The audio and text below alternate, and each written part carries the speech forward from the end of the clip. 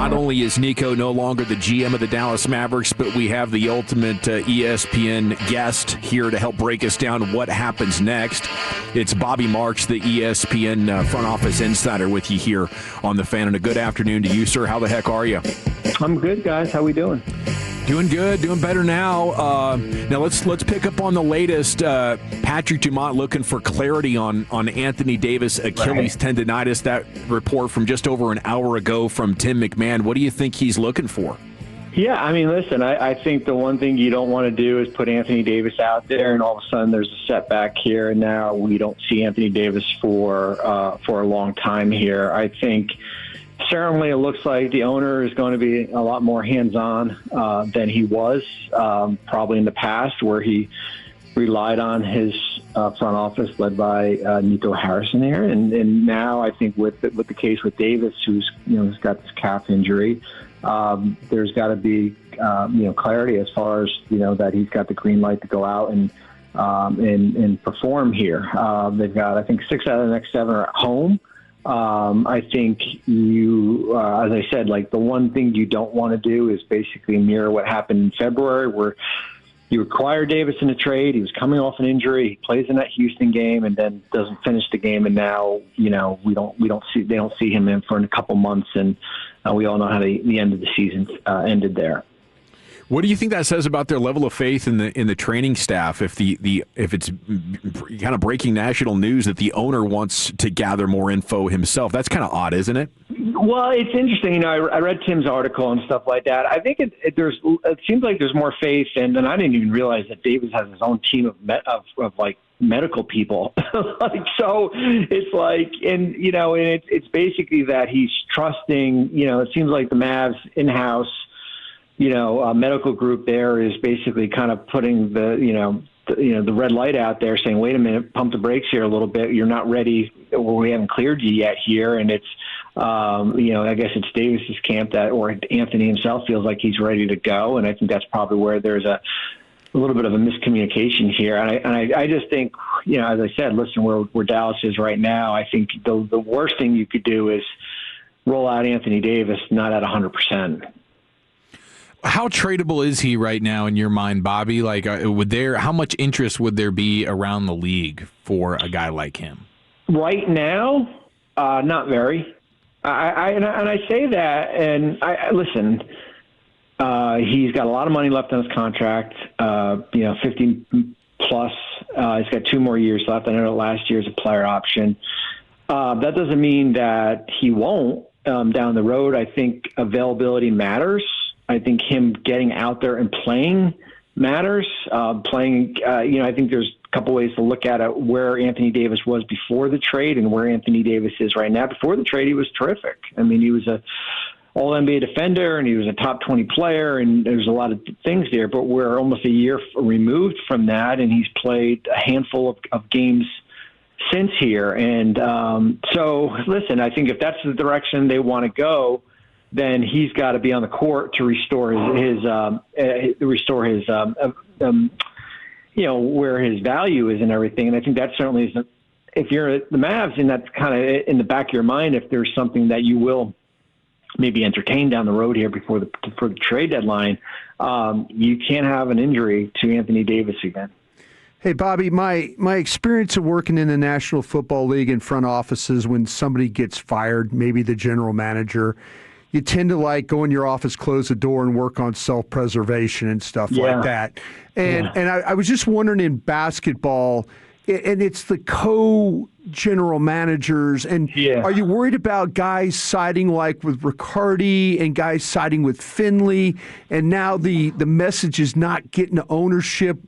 Obviously the owner doesn't know if it's pumped up or stuffed. You know what I'm saying? Yeah. So how do we navigate that as a front office? That's a great question, because usually it's the coach, right? The coach gets fired. I mean, rarely. I mean, I haven't seen a GM get fired 11 games into the season. This is kind of uncharted territory. It is a unique process that they're going through. I don't know if I've told you. Listen, I hired Matt in New Jersey. He was my intern. and I hired him as my assistant, and we worked. We still have a good relationship, and so I know Matt real well, the type of person he is, and I know Michael Finley is here. I'm not anticipating like who's picking sides and kind of like, listen, when you have adversity, you start to kind of see, who's going to shift one way and the other way. I think the ultimate goal is to try to figure out how to get this thing back on track and where it is. And I think Jason too, certainly as the coach, but I do think he's got such a headstrong personality, and I say that in a good way. I think there'll be a role in there that the three of them will want to, get this thing right. I think the big question, and I said this on TV yesterday, is like, okay, they're I guess interim GMs right now. Like, how much power do they have? Right. Like, how much say do they? And listen, they've been part of it, so it's not like they just come off the street. How much say do they have if we're in January? Maybe this situation is resolved by January as far as getting somebody in there permanent in clarity. But how much say do they have in January? How much pull when we get to December 15th when most players get traded to look at this roster here? I think that's the big question, which is the unknown right now as far as we move forward here. Would it be wise for Patrick to maybe name like Jason, like director of basketball operations, and have them working under him, kind of a thing, or is that asking too much right now? I would say that if there's any, November is really a kind of we always say that's our evaluation month. It's the 20 to 25 game mark, and we kind of figure out who our team is and stuff like that.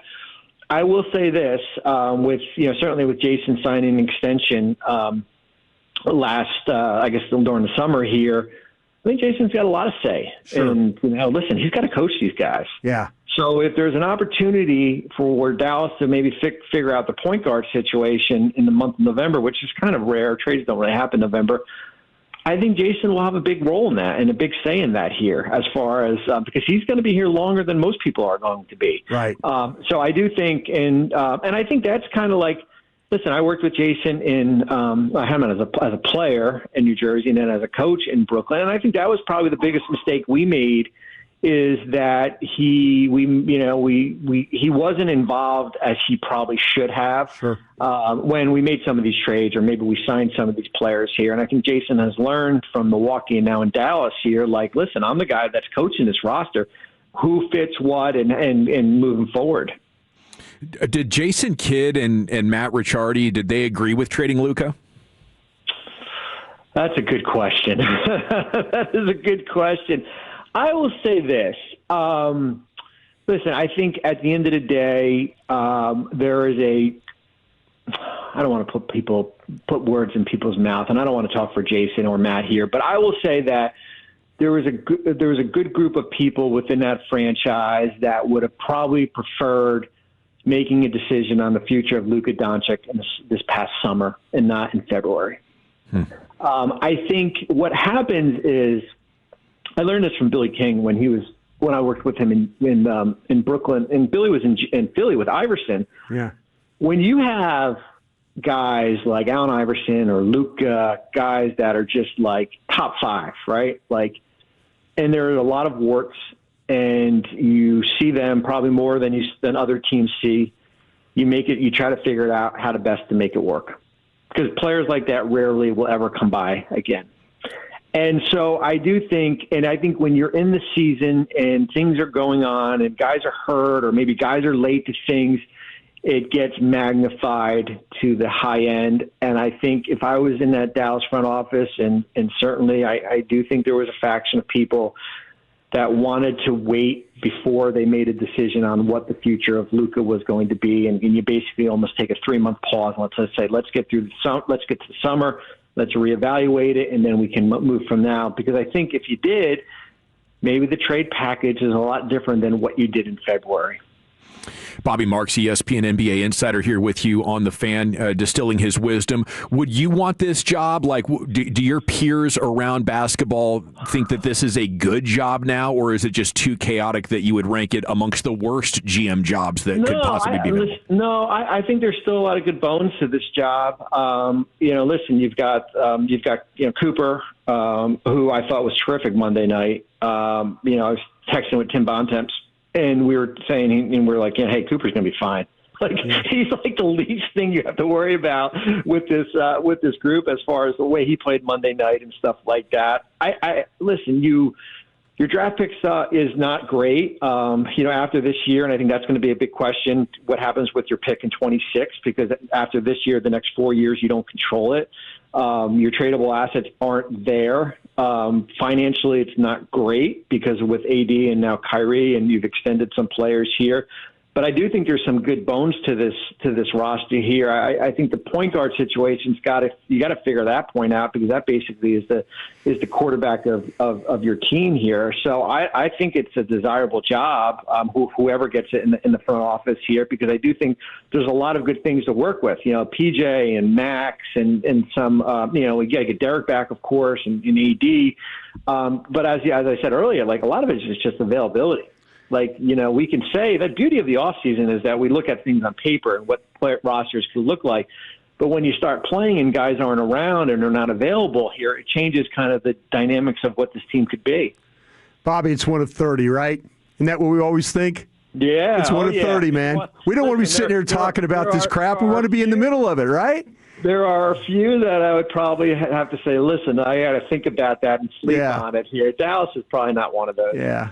So you'd be trying to win now if you were in charge. You're not thinking, let's tear this down and go young. That's a good question. I think we'll learn a lot about this team over the next couple weeks here, because I said you do have somewhat of a pretty good homestand coming up. I think you're going to regret some of the games you probably kicked away. Not the Milwaukee game, but losing to New Orleans and Washington, games like that. The Western Conference, as you guys know, is really, really good. And I think where is this team in mid-December? Do we see Kyrie come back if this team's struggling here? And I said, I know, tanking or whatever, or jockeying for lottery position is probably something you don't want to hear. But where Dallas is, where they are in December or January, and what we're looking at potentially as the draft this year is being billed as what we saw in 2003 and what we saw in 96. It's a generational draft as far as players coming through this system, not just the top three with Boozer and DeBanza and Peterson here, but it's a deep, deep draft. And I do think that where you are post-Christmas, I think could play a lot into as far as where the Mavericks are, whether they're buyers or sellers when we get to deadline, or maybe they're not doing anything, and you're basically buried enough in the standings here where you're going to get a lottery pick. What'd you hear about Nico and his time in the league? Was he respected, or was the reputation more like what Mavs fans think of him? Yeah, I mean, listen, he's the ultimate gambler, right? I mean, we put up those couple of graphics yesterday. He made 16 trades. Tim McMahon, mentioned, listen, Dwight Powell's the only guy left from that team that went to the conference finals, not to the NBA finals. And he consistently tried to, turn over this roster, and probably there's two moves that doomed him. Certainly the Luka trade and the Quentin Grimes trade. I think for me, when I look at that trade for Caleb Martin, I think that's impactful too, because I think Grimes could have helped this group here. It's going to be hard for him to get back in this thing. I mean, it really is. I think you kind of take a year away and you reflect on what you could have done and what you could have done better. And I think that will probably open up his eyes to a lot of different things. Would you consider naming Mark Cuban to a role just because he seems to know what the fans want and he knows what they want to hear? I would. And I do think, listen, he knows the pulse of the organization. I know he still has a piece of this team. I think he provides tremendous insight from him being involved as the majority owner and now as a minority owner here. I think if you would have had Mark involved in February, you're probably not doing this deal, because it wasn't just about and you guys know this, it wasn't about the basketball deal. It was about what comes after that. And I think that's where, when you're watching the game on Monday, and this is been going on since February. And players are getting that feel where playing at home is a detriment. And you got PJ shooting free throws to tie the game, and the fans are chanting, "Fire Nico." That's hard to come back from. And I do think, So if I was in that front office and I was the owner here, I would certainly want Mark involved, because I do think, you won a championship with him. He's been part of this organization and has taken a little bit of a back seat lately. Well, you're the man, Bobby. Thanks for answering all of our questions, and enjoy this season. We'll try to catch up with you soon. Appreciate it. Thanks, guys.